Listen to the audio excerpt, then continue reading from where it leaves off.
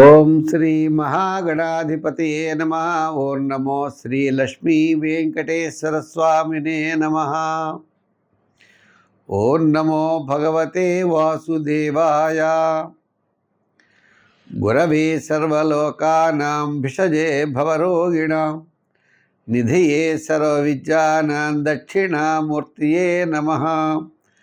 ప్రేక్షకుల నమస్కారాలు తెలియజేస్తూ ఈ వారం మీ యొక్క రాశుల యొక్క ఫలితాలు మనం తెలుసుకుందాం.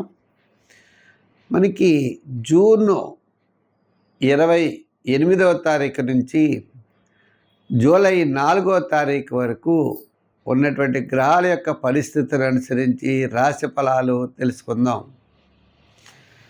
ముందుగా ఈ మేషరాశిలో అంటే కుజుడు వృషభ రాశిలో, మిథున రాశిలో రవి, అదేవిధంగా గురు శుక్రులు కర్కాటక రాశిలో, సింహంలో కేతువు.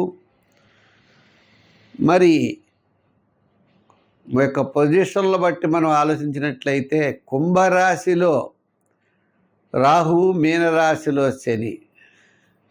అయితే మనకి ధనుస్సు, మకర, కుంభరాశుల్లో చంద్రుడి యొక్క సంచారం ఈ వారం ఉంటుంది. సింహరాశి, ఈ సింహరాశి వారికి కుజుడు 10వ స్థానంలో ఉన్నాడు. లాభంలో బుధుడు ఉన్నాడు, లాభంలో రవి ఉన్నాడు. లాభంలో రవి కంటే దశమంలో రవి యోగకారకుడు ఎక్కువ.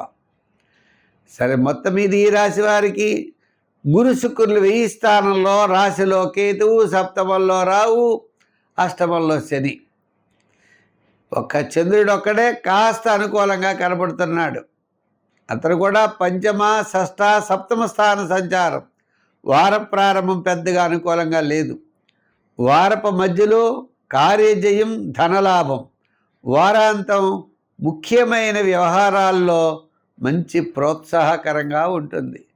బంధుమిత్రుల యొక్క సహాయ సహకారాలు లభిస్తాయి. నూతనమైన ప్రయత్నాలు అనుకూలిస్తాయి. శుభవార్తలు అందుతాయి. ఒక ముఖ్యమైన వ్యవహారం వారాంతం లాభించే అవకాశాలు ఉన్నాయి. వార ప్రారంభంలో కూడా పెద్దల్ని కలుసుకుంటారు. కాస్త మీ యొక్క అభిప్రాయాలు తెలియజేస్తారు. ప్రతి పని కూడా శ్రమగా, ఆలోచనతో ముందుకు వెళ్ళవలసిన పరిస్థితులు ఉంటాయి. 2-3 సార్లు తిరగవలసిన పరిస్థితులు ఉంటాయి. ఆర్థిక సర్దుబాట్లు పెద్దగా ఉండవు. అంటే టైట్గా ఉంటుంది ఆర్థిక వ్యవహారాల్లో. విద్యార్థులకి చక్కని యోగాలు ఉన్నాయి. రాజకీయ నాయకులకి పర్వాలేదు. వృత్తులలో న్యాయవాదులు, వైద్యులు, కళారంగం వారికి వారాంతం అనుకూలంగా ఉన్నాయి. ఇంకా రియల్ ఎస్టేట్ బిజినెస్ పర్వాలేదు. షేర్స్ వారికి చాలా అనుకూలం. ఐటీ రంగం వారికి శ్రమతో ఫలితాలు. మొత్తం మీద ఈ రాశి వారికి మిశ్రమైనటువంటి ఫలితాలు కనపడుతున్నాయి.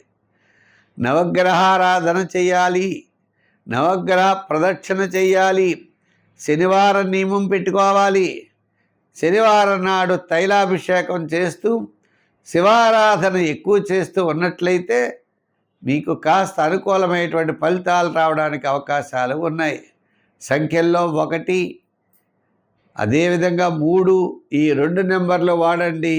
కాస్త ప్రోత్సాహం లభిస్తుంది.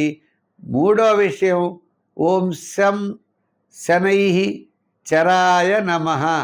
ఓం శం శనైః చరాయ నమః. ఈ శని మంత్రం మేషరాశి వారు కూడా చేయొచ్చు. అదేవిధంగా ఈ శని మంత్రం కుంభరాశి, మీనరాశి వారు కూడా చేయొచ్చు.